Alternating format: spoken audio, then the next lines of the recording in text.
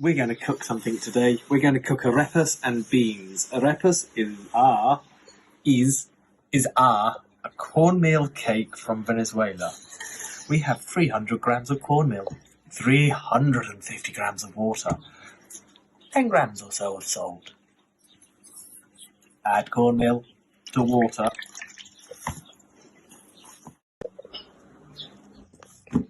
So we've mixed that till it's come together. A nice smooth ball, and then we're going to leave it for 20 minutes.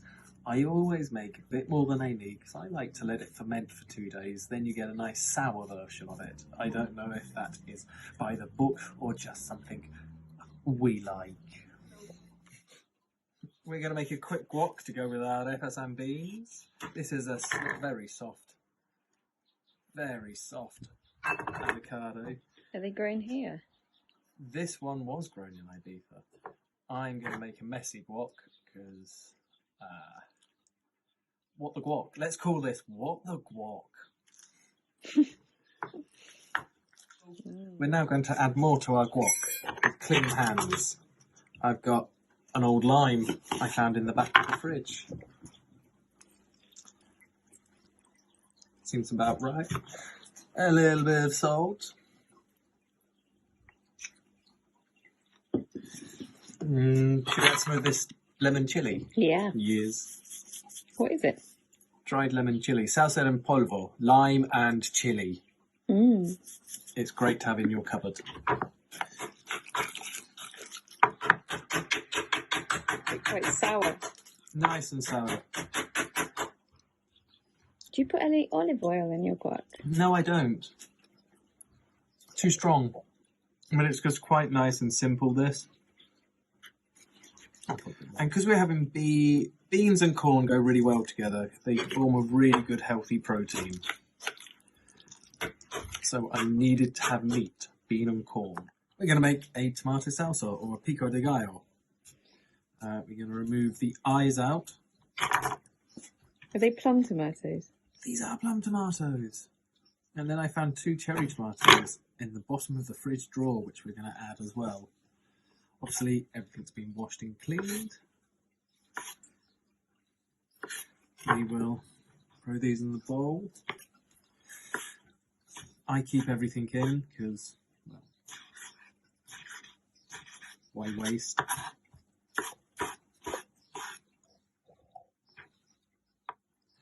We're going to add some fresh onion to it, some garlic.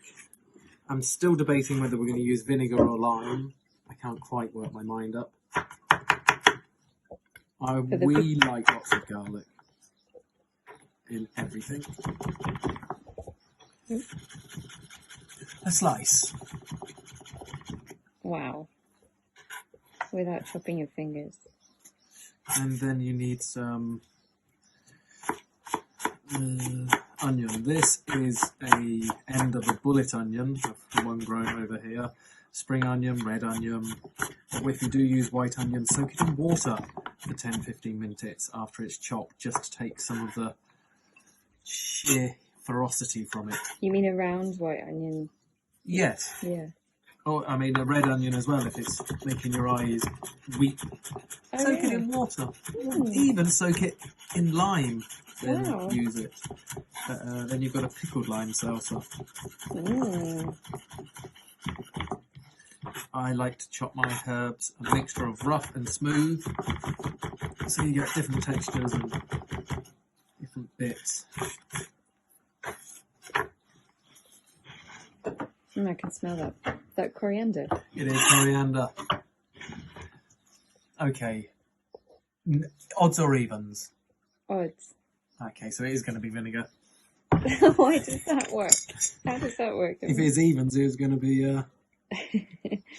This is some lovely cider vinegar. I really quite like it. A nice bit of bite on the salsa. That's not whiskey, by the way. That's some local olive oil. And then we've got a little chili. What kind of chili? A bird's eye chili for us. But you could use green pepper, a tiny amount, or a tiny bit of green red pepper if you don't like chili.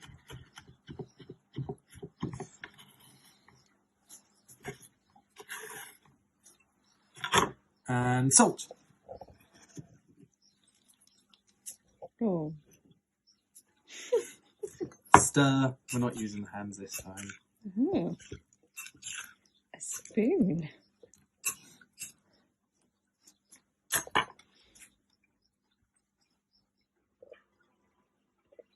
Right, we're going to quickly marinate some oyster mushrooms, which we're going to dry fry up to go with our arepas, beans, guacamole, and salsa.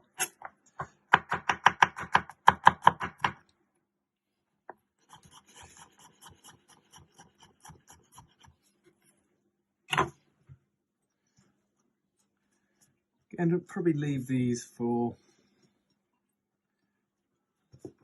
20 minutes, 30 minutes before we get to the frying bit, so we get a bit of flavour partition. Oh, what's that? What's that? Smoked paprika a little bit on the gills. Because we're going to do the majority of the cooking of them sort of flat side down, we're going to flavour up the gill side more. Okay. And that way, as we cook only on one side, this won't burn.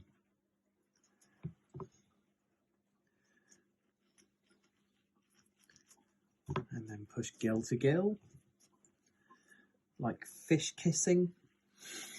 And then I see. the last few, doesn't matter if a bit gets on there. Olive oil can go everywhere.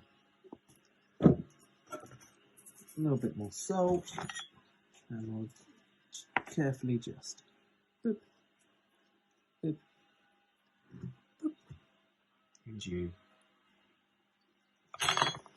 Summary.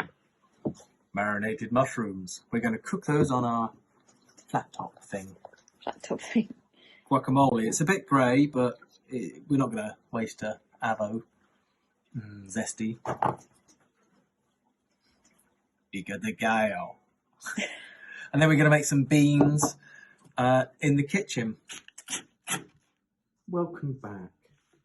For you, it's not going to be like that. For me, been away a while. This is 2 days later. We're going to make some beans. You're in your pants. Ah, yes, I am, aren't I?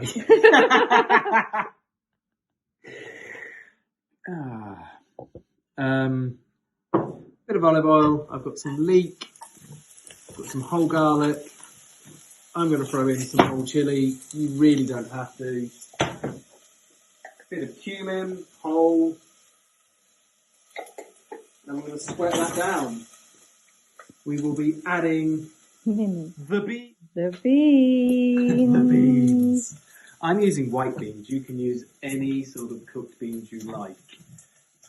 I like white beans. For me, they're a bit more versatile.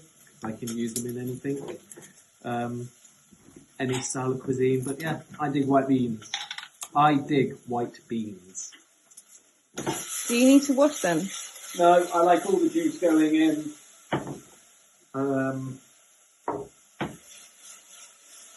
Salt.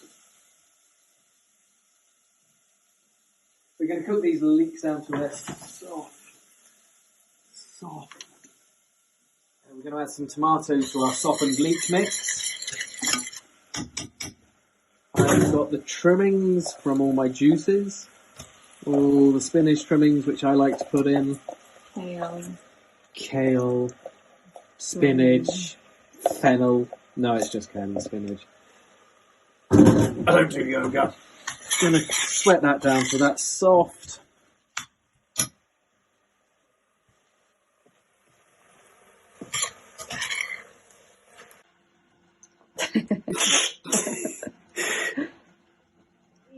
Adding beans. So you got all the jelly in there. We're going to use all the beans, but I won't be eating them all tonight.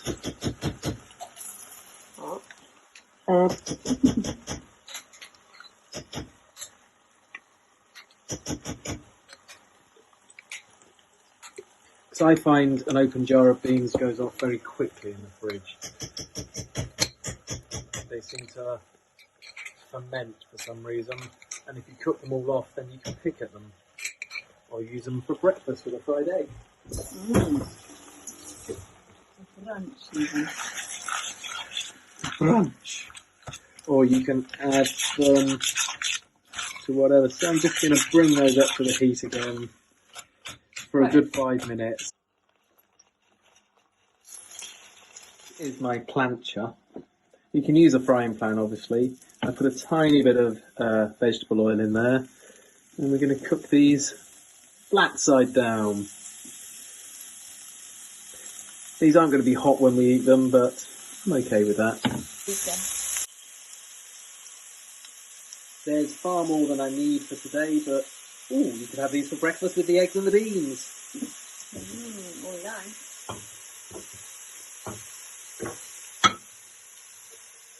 So they've been on for about 5 minutes. They're not quite brown enough. I want to take them a lot darker than that. So I think the best thing in this situation is to walk away. Just walk away.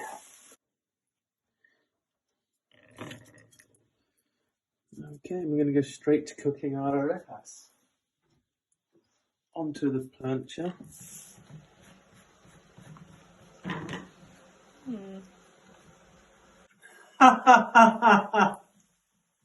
I'm just shaping my arepas.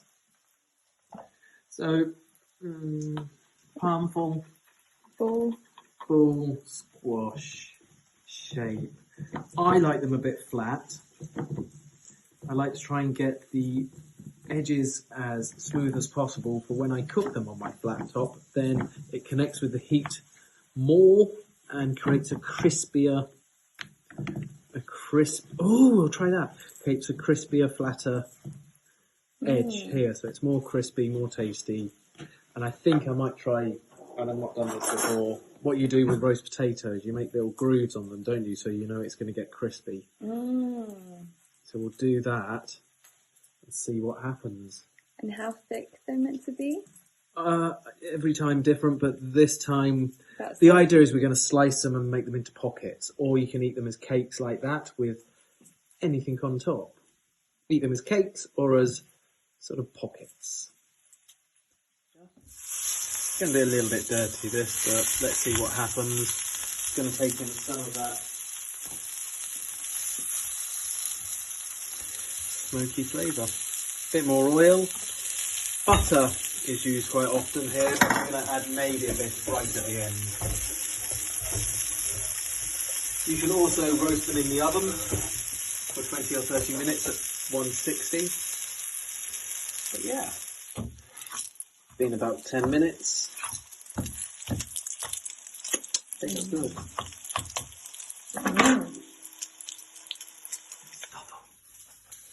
Stuff them. Not all the way.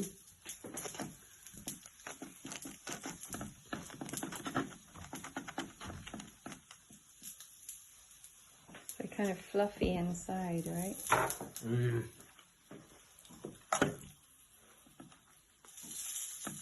Bit of bones. Bones.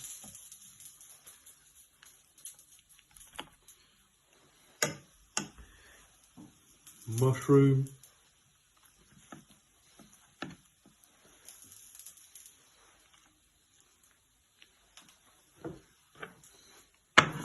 GUAC next.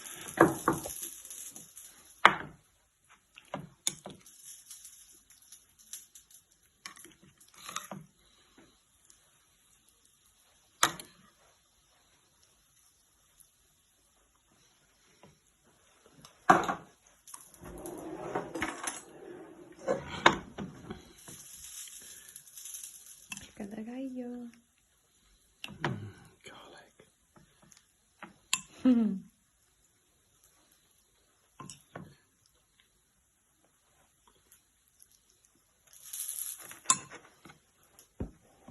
And this is the lovely arepa.